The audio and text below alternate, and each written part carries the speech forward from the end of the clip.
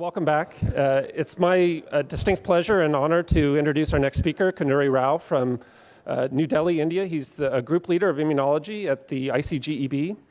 And Kanury started his career in science as a chemist, but over the past few years, his group has been taking systems level approaches to immunology and immunological immune responses. And in particular, the last few years, he's been focusing on tuberculosis, in particular how TB interacts with macrophages. And again, taking systems level approaches in really bold and new ways and really leading the field in this area. He's published a couple of important papers, including just this year.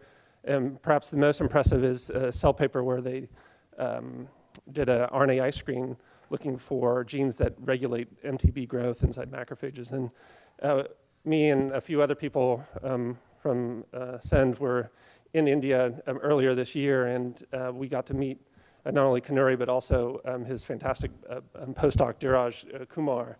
And they really blew us away with the description of the screen. And I don't know how much he's going to go into the description of the screen, but basically they chained a bunch of undergraduates to BSL-3 benches and made them pipette, virulent TB. Oh, no chains? No chains. But it was an impressive display of bribes, I see. A carrot, not a stick. Got it, okay. It was incredibly impressive in its scope and also in their ability to marshal resources and to attack a big question using really big thinking and new ideas and new methodologies. So, Kanury, welcome. And I think today he's going to expand a little bit on those screens and tell us about some new stuff. So I'm really excited to hear the talk.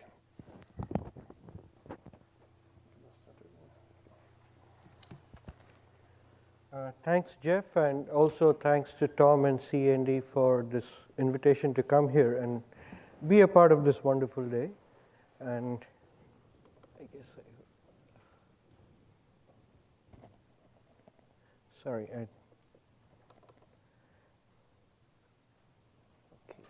So, so as Jeff just mentioned, we have recently gotten interested in trying to understand. I mean, the basic question we're asking is, we're interested in understanding is how does Mycobacterium adapt within the host cell? What are the processes that takes place? And the reason why we are interested in that is we all know, just trying to figure. Yeah, sorry. So basically, Mycobacterium targets the host macrophage, and what it does is binds to a variety of receptors on the cell surface and enters inside the cell. And basically, once inside the cell, it survives inside the endosomal vesicles, either in the early endosomes or the late endosomes. And perhaps there is a suggestion that some of the Mycobacteria may come out, although that's a little debatable, and survive in the cytoplasm. But the point is, once it enters the cell, of course, it blocks the phagolysosomal maturation pathway and establishes at least more than one survival niches within the host macrophage. And the point here is that this persistence of survival within the host macrophage is not really a passive process, but actually a very dynamic one, because the macrophage, as we all know, has a variety of potent microbicidal mechanisms that it can activate. And just some of these are listed here: nutrient deprivation, apoptosis, reactive oxygen, and so on. And the survival of the Mycobacteria, therefore, depends on its ability to attenuate all of these processes. So in a sense, when you talk about intracellular survival of pathogen, what we're really talking about is a dynamic equilibrium where on the one end, the macrophage processes dominate, leading to killing of bacteria, and the other extreme, of course, is the Mycobacteria completely dominates over host cellular processes and ensures its persistence. The reality, of course, is somewhere in between, where there is always some killing of Mycobacteria and some survival, and depending on what the equilibrium is, defined by a variety of host factors and also pathogen-derived factors, the equilibrium is defined. But if you, but the point is, in terms of the dynamic equilibrium, if you look at it in molecular terms, one way of representing it, one way of looking at a host cell, of course, is the protein components that constitute the host cell. And as we know, all of these proteins actually engage in a very complex network of interactions. And it's these interactions that then drive various cellular functions, be it metabolism, transcription, and so on, and so signaling, and so on. So another way of looking at the infection is one that establishes here as an exploitative hub of this network and manipulates functioning of these networks or various functions described by this network through interactions with some of the key proteins that are involved in driving these different functions. So one obvious question that comes up then is that the stable persistence of the bacteria is going to depend on the integrity of these interactions. And therefore, one of the likelihoods that comes up is if you perturb or eliminate any of these interactions, you might then compromise the ability of the pathogen to survive within the host cell. And if something like that happens, then you also have an additional or an alternative approach to handle the problem of TB therapy.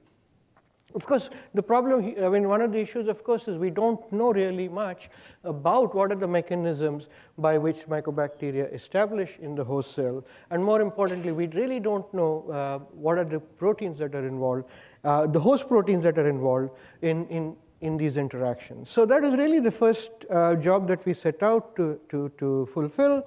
And this is, this is the screen that Jeff just mentioned. Basically, what we did is we took these human THP1 cells and infected them with H37RV, which is a laboratory strain of virulent strain. And subsequent to the infection, we did siRNA knockdowns of all of the host proteins that are coded for and by the human genome, and we used a Thermocon library, which basically had a total number of targets of 18,000 plus. Now, just a couple of points I want to mention here, emphasize here. One is the format of the screen was such that the knockdown was initiated several hours after the cells were infected with the mycobacteria. And the reason for that being we did not want to perturb processes related to the uptake of the mycobacteria, because what we were really interested in is examining that window where the mycobacteria is interacting and establishing that stable equilibrium within the host cell. So that's really the window that we wanted to examine, number one. The other thing is, for a variety of reasons, particularly in terms of robustness of readout, we determined the effects of knockdown on bacterial load by lysing the cells and then plating the bacterial, plating these bacteria and then getting the colony forming units. And this is the reason why actually it had to be manually done, and that's why the 18 students and et cetera, et cetera. Anyway, so this is the broad format, and this is the results, a summary of the results of the screen. Of course, since we did it manually, we had to make sure that filter out as much human error as possible. And one of the ways, one of the many ways, one of them was actually did a 3-layered primary screen, where you first screened with these targets using a relatively low threshold of cutoff. We got these 1,100 odd targets, which gave significant effects. We repeated these, picked up only those that gave identical reproducible results, and then repeated these in a tertiary screen with a higher cutoff and got about 329 primary hits. And then after validation, so we used this smart pool of 4 siRNAs. So the validation involved using each of the single siRNAs per target with the criteria that a minimum of 2 of those siRNAs should give you a hit. We could finally get about 275 molecules, host factors that were critical for maintaining a survival of the intracellular bacteria. Okay. Well, of these 275, 270 were actually critical. That is, when you silence them, there is a severe reduction in the intracellular bacterial load. So this is what we got with the laboratory strain of RV. Now, one of the questions, as we know, like any other pathogen, Mycobacterium tuberculosis also shows a lot of diversity in the field. So you have diversification at the level of genotype, and several different clades are known. In addition, you also have diversification in terms of the virulence properties of the mycobacteria. And finally, of course, as Cliff mentioned in the morning, there is a problem of multiple drug resistant. So one of the questions that comes up is if for the laboratory strain, virulent strain, these are the host factors that seem to be critical for supporting an intracellular infection. So the question that came up is that if you now look at the kind of adaptive variations that you see in the field, what does that translate to at the level of the intracellular interactions? For instance, when the pathogen diversifies, does it also retune or fine-tune the nature of interactions that the pathogen, nature of interactions with the host-specific factors? So that's one of the things, because that's going to be very important when you talk about for drug design, discovery, and so on, and also from the standpoint of understanding the pathways that are involved. So to do that, what we did is we took a panel of 7 isolates that were obtained from patients in the field by our clinical collaborators. And these are the 7 isolates that, okay. Now the interesting about these 7 isolates, they derive from 4 different clades of the virus, of mycobacteria. In addition, these are the standard frontline drugs, and plus simply means resistant. And as you can see, these 4 strains are resistant to a single drug, but each one a different one. And these 3 are multiple drug resistant in the sense because they're resistant to 3 of the 4. But again, the resistant profile is unique in that they don't overlap. And if you look at growth properties of these strains inside the THP1 cells, they're quite dramatic, they're quite variable. And some people have suggested that growth rates within the host cell may actually reflect the virulence properties. But be that as it may, nonetheless, these 7 strains actually give you a kind of a window or encapsulate the level of variation that you see in the field at the level in terms of the genotype, in terms of drug sensitivity profiles, and also in terms of at least growth rates, which may or may not relate to the virulence properties. So what we did is we went back and infected the THP1 cells with each of these 7 strains, and then silenced, screened against those 275 host factors that we had identified against the H37RV or the laboratory strain. So this simply cuts, just presents the results in the form of a heat map. And the obvious thing that stands out is that the efficacy of these 275 knockdowns was different from each of these strains.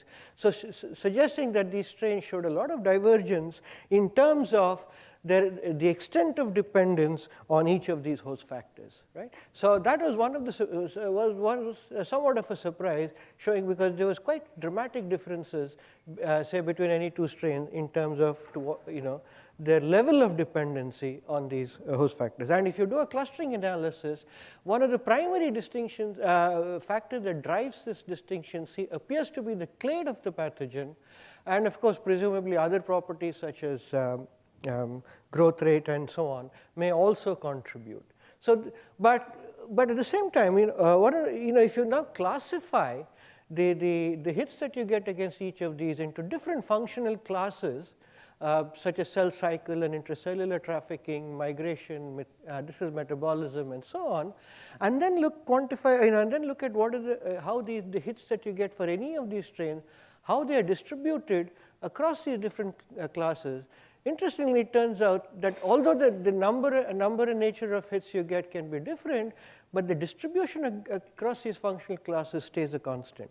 And what that suggests is that the spectrum of cellular function that the mycobacteria needs to manipulate stays a constant.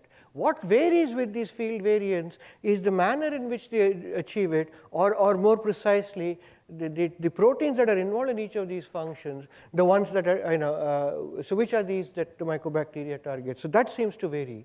But in terms of the nature of cellular functions that are involved, so it seems to represent a constant requirement for mycobacteria. Another interesting finding was, although we got this kind of variations, we could nonetheless get 74 host factors that were invariant across all of these strains. And what I mean by invariant is, if you knock any of these down, intracellular survival of all of these strains, 7 + 1 8 strains, is severely compromised. So suggesting that at least these factors are obligatory requirements for optimal mycobacterial survival, regardless of at least the properties or spectrum of properties that we examined with this panel. So if one were to go for exploit these in terms of drug target, this is the list that one would focus on. And I'll come back to that a little later. This is simply, again, this is published, so I won't spend too much time on that. I just put this to emphasize that what we could also find is that of the 74 factors that we identified, 44 of those appeared to function as novel regulators of this process called autophagy.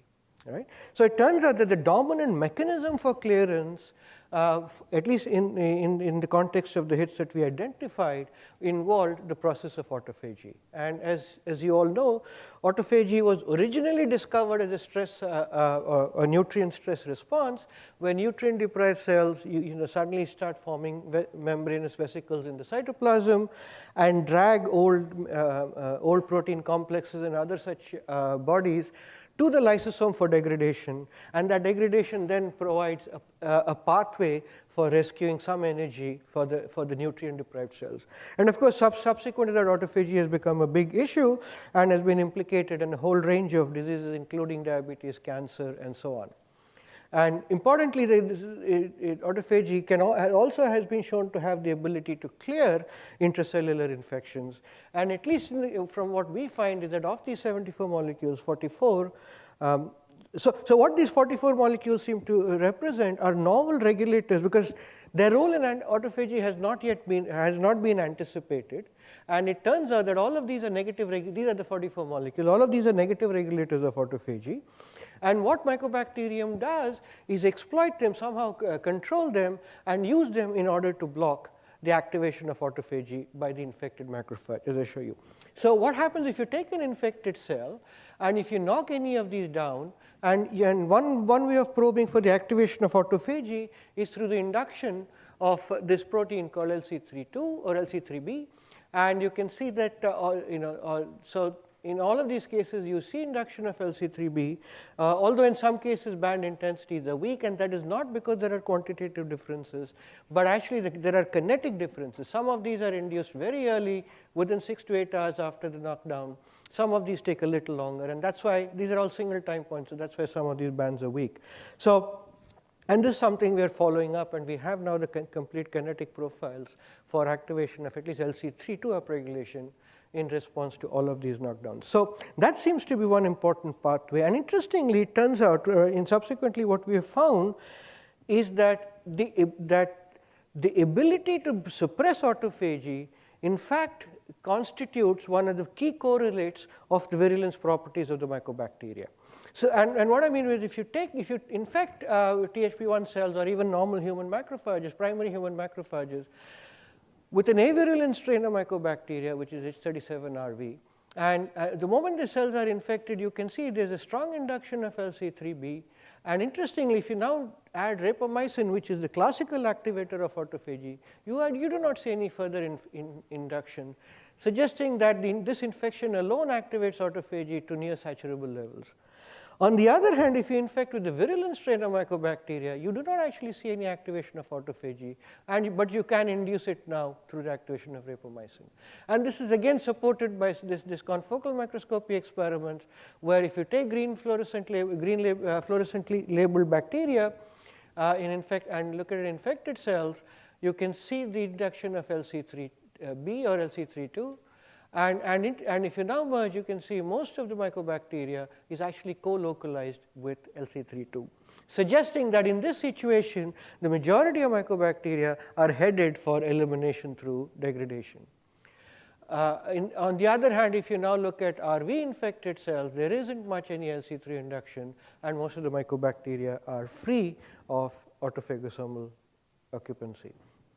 And this shows it in a little more detail, and I'm just showing this to make the point that when you talk about virulence or non-virulence, the broad theme that emerges is the ability to suppress autophagy is at least one of the parameters that defines the endpoint of that equilibrium between survival of bacteria on one hand and its elimination on the other. And this just in a very simple way illustrates the same thing. So this again is THP1 cells infected with H37RA. These are the lysosomal compartment labeled isotracker. This is LC32. And if you look at it, almost all of the mycobacteria that you see are actually co-localized either with lysosomes or autophagosomes or both. Okay. And on the other hand, if you look at RV infected cells, although there is some killing that, as you can see, because of co-localization of LC32 or lysosomes, there are nonetheless a fair amount of free mycobacteria. So if you just compare these two, you're actually looking at a shift in equilibrium from one extreme to somewhere closer to the center or right of center, and defining the differences in proportion of mycobacterial survival, which correlates with the ability to suppress autophagy as a trait that reflects the virulence properties of the mycobacterium. So since we had these 44 molecules and none of them were known to play a role in autophagy, obviously we wanted to find out how do they link to, what are the possible pathways through which they might regulate autophagy. So what we did at one level, this of course was for many some other reasons too, is that we took the 275 hits that we had originally identified, and then also using standard string databases and other such databases, we also identified what its immediate interacting partners were, and then collectively extracted the network that both the hits and their immediate first interacting partners form. And this is the kind of network that you get, and we call it the MTB regulatory network.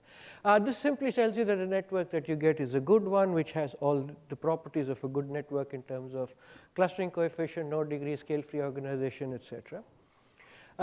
What we interpret this network to represent is the molecular interface that the host cell provides for engagement by pathogen, right? And once you get this network, what we then did is looked for two things. Where was mTOR, which is one of the key regulators of autophagy, and then looked for in relation with mTOR, where are the 44 molecules that we identified as part of a screen for all this, as being regulators of autophagy. It turns out that we could, and obviously, you need to put some kind of a cutoff as to the distance that you would accept as being relevant. So we used a cutoff of about a path length of 4. That is, it is separated at the maximum by 4 steps. And this is the kind of network you can extract from this. This is mTOR. And these are the immediate interactors or immediate regulators of mTOR. And this circle is the set of molecules that regulate the regulators of mTOR. These regulate regulators of regulators and so on. And these larger diamonds are those that were part of the hits that we got. And out of the 44, we could identify 18 to be present within this step of 4 from mTOR or FRAP1, right? And this tells you something interesting, although we still have a lot of work to do on this to define it. What is particularly interesting is none of these molecules actually directly regulate mTOR. They're all indirect regulators. About 8 or 9 of these are here, which regulate regulators of mTOR. And these are a little more distal, and of course, this one is furthermore separated. Now, this we think has interesting implications, because one of the advantages of indirect regulation through intermediates is that you can actually employ complex modes of regulation. Direct regulation sometimes doesn't give you the level of plasticity that indirect regulation can give you. It's much like rumors. I mean, you can create havoc by adding the number of steps between you and in terms of transmitting information. So that allows more plasticity and more fine tuning, and we presume so this kind of a distal regulation also makes it more difficult for us to rationalize and to understand what are the mechanisms by which mycobacteria control at least one of the mediators of the autophagic pathways. Now, another interesting finding that was made by a group recently looking at hepatocytes in terms of autophagy is what they discovered was that autophagy, basal autophagy, because all cells even in the absence of any stress, show low levels of autophagy, and this is called basal autophagy. And what they showed is that basal autophagy actually is very important for turnover of lipids, particularly triglycerides and cholesterol esters. So it actually maintains homeostasis of these lipid triglycerides and so on inside the cell. And conversely, if for whatever reason, if there is an accumulation of lipids in the host cell, you actually see inhibition of the autophagic pathways. Okay? So what this suggests is that there is this regulatory link between lipid turnover and autophagy, and what so that autophagy, while autophagy is responsible for homeostasis of lipids, accumulation of lipids can have attenuating effects on autophagy. And this could have very important implications for Mycobacterium infections, because as we all know again, that when macrophages are infected by Mycobacteria, eventually they develop this phenotype called foamy macrophages. And what foamy macrophages essentially are those where you see an accumulation of a lot of lipid droplets. And eventually the Mycobacteria fuses and is engulfed by those lipid droplets.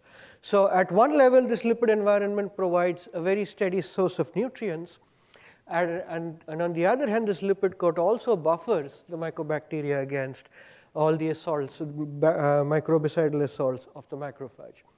And interestingly, what we find is that the extent of lipid droplet formation is again a property that correlates with the virulence of Mycobacteria. So if you infect these cells with an avirulent strain, you do see some lipid droplet formation, which are these orange stains, but certainly nowhere as extensive or as intense as when you infect them with the virulent strains. So again, perturbation in lipid metabolism seems to correlate well with the virulence properties of the Mycobacteria, and this goes hand in hand with what I showed you earlier, is the ability to inhibit autophagy also goes well hand in hand with the virulence properties of the Mycobacteria. So clearly there is some kind of a mechanistic link between these two, and we think exploring this mechanistic link would be one of the keys to understanding how Mycobacteria adapts within the host cell.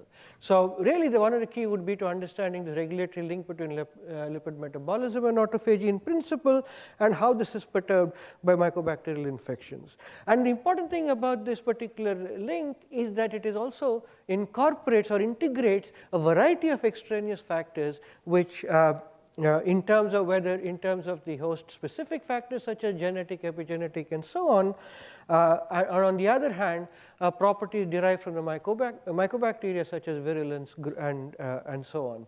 So this axis could actually be sensitized to context of the infection, and eventually perhaps may explain why some individuals are more susceptible than others, and so on. These different individual specific differences that we see in terms of the outcome of the infection. But that's a long way off, and right now the key, one of the key efforts in our lab is to understand the cellular pathways that regulate autophagy, because again autophagy is a sensing mechanism that responds to both cellular cues and environmental cues. So there's a broad network of pathways that regulates autophagy, and also it's balancing out with the lipid metabolism system. This is a challenging task, but fortunately a few months ago there was a paper from Wade Harbour's group from Harvard Medical School. And what they had done is done the first network characterization of basal autophagy. And this was basically a proteomics-based study where they took some of the known key intermediates involved in the autophagic pathway and looked at the other proteins that they interact with and so on, and then built this basal autophagy network. And the network that they got consists of about 400 odd proteins with so many interactions, and of course, these proteins came from diverse functional classes, including trafficking, cell signaling, ubiquitination, metabolism, and so on. So that is something that you would expect, because again, autophagy is a core sensing mechanism that senses stresses and other kinds of cues, both from an extracellular and an intracellular environments. So since we had this network, we thought, okay, let's allows us for a first level analysis in terms of from the standpoint of looking at the effects of mycobacteria. So what we did is we basically took infected cells with with RA or RV, and at different time points, these are all in hours, we looked at we performed a microarray analysis for all the host genes that are induced at these various times after infection, number one. And then by comparing the profiles, we could extract those genes that were differentially regulated in RV infected cells as opposed to those infected by RA. Because the point of this kind of subtraction was that you can now filter out those gene expression events that are relevant to the virulence properties of the mycobacteria. So we could get about 300 odd genes that were fell in this category, and surprisingly of these 300, 200 were components of this basal autophagy network. And this suggests that the kind of effort that the mycobacteria, the virulent mycobacteria exerts in terms of ensuring that it maintains a very tight control over the autophagic pathways. And that is even more evident when you look at, so this is simply the same basal autophagy network I showed earlier put in a different view. And what these red circles are the ones, are those 200 genes that are differentially perturbed in RA infection, in the RV infection. And the larger circles tell you of these, the hits that we had among the 44, which they are, of those 200 genes, many of those included these about 22 or so list from a 44 protein, and those are what you can also see here. So what is obvious without going into details is that the genes perturbed by or influenced by our virulence specific infection are actually presented all across the topology of the network, suggesting that it really has a comprehensive control over the pathways, over the autophagic pathways, and more important, that this kind of effects or controls appear to be nonlinear and therefore are going to be extremely difficult to understand. And just to prove that point, I've extracted a small module from that network, and that module is centered on this molecule PRKAG2, which is the regulatory subunit of the AMP dependent kinase. Sorry, I can't see it from here. Okay, so these are the other subunits of the kinase, and this is a very small module, as you can see, with just the first interactors. But even in the small module, you see diverse diverse activities being incorporated, like protein translation. These are nucleotide synthesis regulators, glycolysis enzymes, and so on. But what is more important is the expression profiles of each of these genes that are in RV infected cells. Red is upregulated, green is downregulated. And you can see each component of this module is actually perturbed by the infection. And in a very complex, I mean, collectively, it's a very complex pattern that you get, because it's nonlinear in many instances and kinetic with different kinetics and so on. So it's really going to be challenging, and our goal actually is to look at this in a more quantitative sense and perhaps use differential equation based modeling to look at these processes. And that's not going to be an easy job. But the point I just want just to emphasize here is that one of the is the very complex mechanisms that seem to be involved in terms of mycobacterial regulation or control of our autophagic pathways. So, and one of the grand challenge really would be if we can actually map the topology of all of those interactions that converge onto regulation of this core axis. And so this, in general, most communication networks, including signaling networks, seem to have what you can call this bow tie or hourglass architecture. And such a structure is essential because in general you have all of these molecules here which sense perturbations in environment, if you're talking about a signaling network, for instance, and they communicate that to a core processing module, which then processes the information and then executes it through downstream mediators at the level of the cellular response, which usually is the genes that are going to be expressed and so on. So What we think in terms of the mycobacterial adaptation in the host cell also involves such a bow tie architecture, and these upstream would be the receptors through which it enters the cell, and a variety of other perturbations in metabolic pathways and signaling pathways.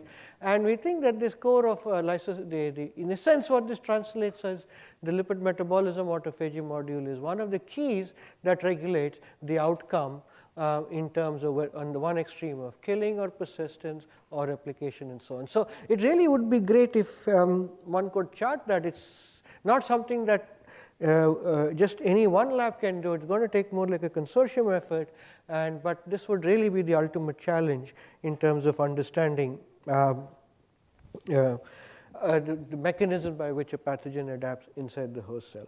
Of course, the other point for starting this kind of investigation was if you identified some of the key host factors that mycobacterium requires for intracellular survival, can such factors become targets for drug therapy? And this is a work in progress. I'm not, but I'm just going to show you a couple of slides quickly, just to say, yes, of course, this is an alternate approach to go. And perhaps in many ways, it's an approach that shows an enormous amount of promise and potential. And the reason I say that, okay, so just broadly speaking, what we're doing right now is from those targets that we had identified, we are now focusing on chemical inhibitors against 4 of those. And the reason we are looking at these 4 inhibitors is because these are already in the market, have cleared clinical trials. So it's really a repurposing strategy. And if they work, one could quickly go to the subsequent stages of evaluation. And the good thing is all of these, okay, so the kind of assay systems we're using to evaluate them, one of course is reduction in intracellular load, both in THP1 cells and primary human macrophages, derived from a whole spectrum of individuals, so that you're also accounting for differences in HLA type. And we test that by 2 ways. One is you can take GFP labeled mycobacteria, treat them with the inhibitors that we're examining, look for clearance, and of course in parallel we also do reduction in terms of determining the colony forming counts. We are also examining the effects of these inhibitors on the accumulation of lipid droplets in infected macrophages. And this just shows you in these inhibitors what happens is that once you treat with inhibitors, you actually see a dispersion of lipid droplets into much smaller molecules. So that's one of the other efficacy. The third kind of assay system is what we are using is the one developed by Fred Altair, which is basically an in vitro granuloma assay. So basically, the assay is if you take primary human PBMCs and infect at very low MOIs over a period of week to 2 weeks, you'll start seeing these aggregate structures, which include multinucleated macrophages, giant cells, epithelioid cells, and a lot of recruited T cells, and these seem to have at least some of the features that characterize granulomas. And so we are also using such systems to look at the efficacy in terms of reducing the burden. And the other important thing is, we use a panel of MTB strains to test this, and this includes, of course, H37RV. We are using 3 MDR MTB strains. In fact, now we are using more, and we are also using a couple of XDR MTB strains, which we got again from the field. And the good news is that in all of these cases, these inhibitors work extremely well, and at least in these assays, the IC50 ranges from 5 to 50 nanomolar. And what to us at least is unique in this strategy is that the IC50 is insensitive to whether the strain is drug sensitive or multiple drug resistant or extreme drug resistant. And I'll just show you results for a couple of these in the mouse model. So these also work in the mouse model, and what I'm showing you is experiments in the BALB/c mice where you can actually infect mice with, okay, so these are normal mice infected with H37RV. This is in Tibet knockouts, but I won't discuss this at the moment unless somebody has a question. And if you now treat them, okay, and we're using inhibitors against 2 different targets in these studies. So if you use inhibitor against one of the targets, you do see a decrease in mycobacterial load, the infection load. The inhibitor against the other target also suppresses partially, but if you now combine the 2, you actually get a clearance of infection. And this works well if you start treatment at the early stage of infection or at a more later stage of infection where the infection load is high. In both cases, when you combine with the combination of both inhibitors, you can actually clear the infection. What is particularly remarkable here is that this particular experiment essentially is the same as this, except there are different strains of MTB, and these are all MDR strains with different, at least with 3 drug resistant, with different resistant profiles, and this particular strain is actually XDR strain. Yeah? And in all of these cases, as you can see, if you combine the inhibitors, you can actually clear the infection, and again in the early or later stages of infection. So targeting the host gives you an effective way of treating in a manner that does not really care whether you're looking at a drug sensitive or a drug resistant strain of bacteria. The other possibility that we considered was, we know that what these inhibitors do is, at least one of the modes of action is activate the process of autophagy. So what happens in autophagy? The bug is essentially dragged eventually into the lysosomes and degraded in the lysosomes, right? So what happens once it's degraded in the lysosomes? We considered the possibility that following degradation, peptides derived from these mycobacteria are likely to be presented on the surface of these macrophages, and that could in turn activate the immune system and produce an immune response. And then there are also therefore chances that this immune response may in fact be protective against a subsequent round of infection. And we tested that, and that indeed seems to be true. Although this is preliminary data, I wouldn't really jump and shout about it, but just that it looks promising.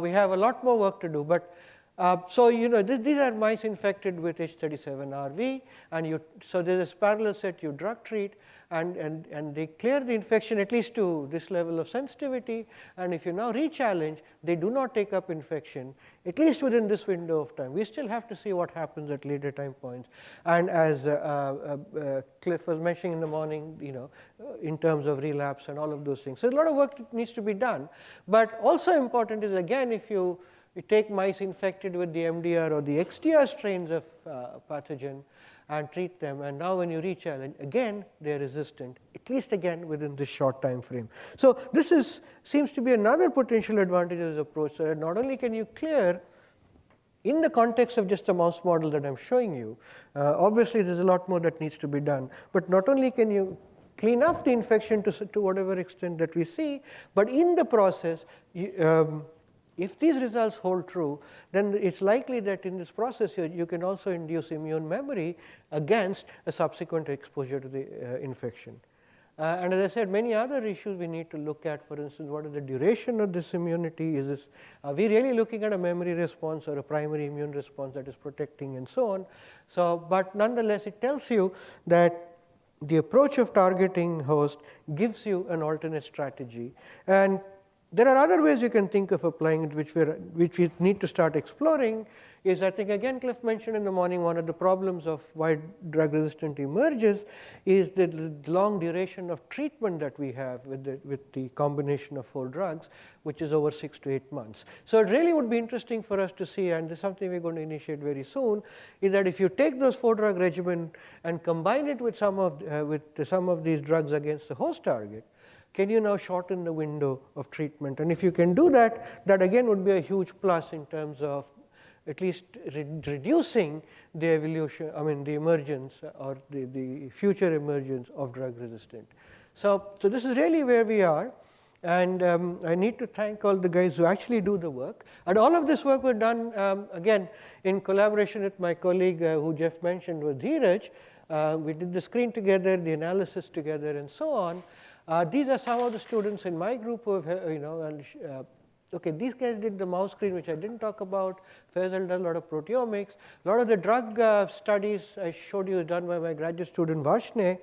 And a lot of the work on the autophagy and all are by students in Dheeraj's group, Swati and Pallavi and so on. The animal experimentations in collaboration with my immunologist colleague in my group, Govardhan, and his postdoc, Tanmay.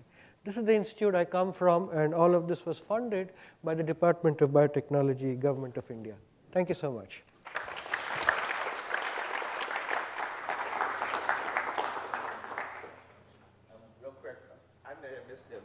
drug that, or the inhibitor that prevented the growth in vivo? Oh, these are actually against 4 of those targets. These are with the pharma companies, so I apologize, but you're talking about last 2 inhibitors. Yeah. Yeah. They're actually against a couple of receptors, GPCRs and so on. Yeah. They both induce autophagy, or? Yeah, both of them do. Yeah, yeah. So what about rapamycin? Rapamycin will clear it. Yes, definitely. Yeah. In fact, I showed the slide. I didn't discuss it. Yeah. Okay, Kanury, Yeah. beautiful work.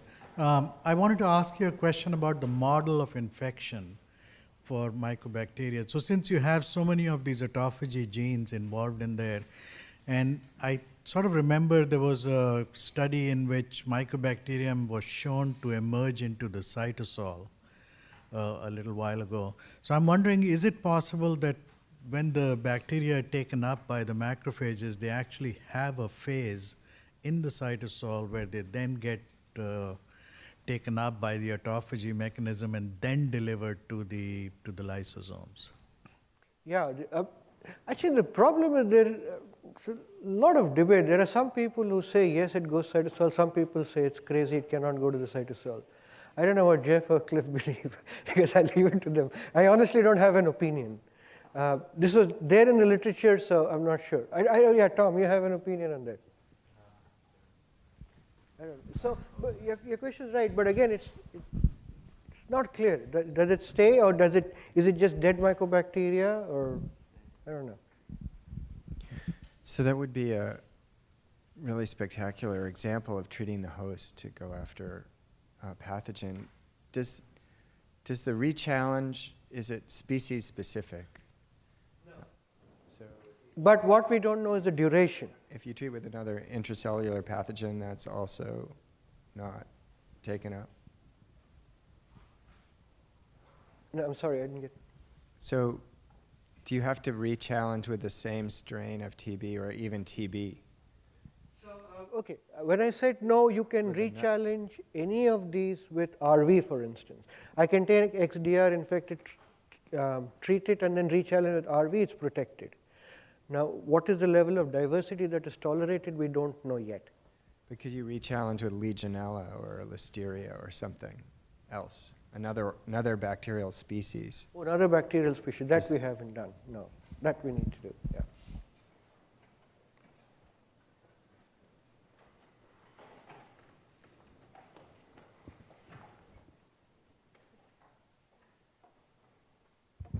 Could you mention what the cytotoxicities were of those drugs that targeted the host factors?